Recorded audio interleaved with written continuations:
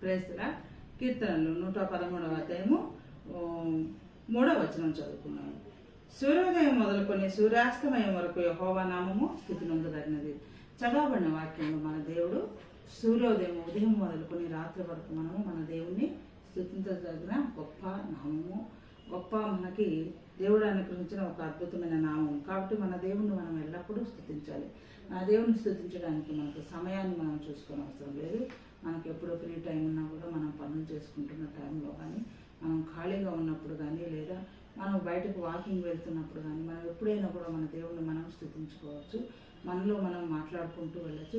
భక్తుడైన దావీదు చెప్పినట్లు మన ప్రాణంతో మనం ఏ విధంగా నా ప్రాణమయ యెహోవాను సన్నిధించు అని చెప్తుంటామో అదేవిధంగా మనం ఇక్కడ మన దేవుని నామము గొప్ప నామము కనుక సూర్యోదయం నుంచి అంటే ఉదయకాలం నుంచి మళ్ళీ రాత్రి మనం పండుకునే వరకు కూడా మన దేవుణ్ణి మనం స్తుతించవచ్చు. మన దేవుని నామం మహా గొప్ప నామము.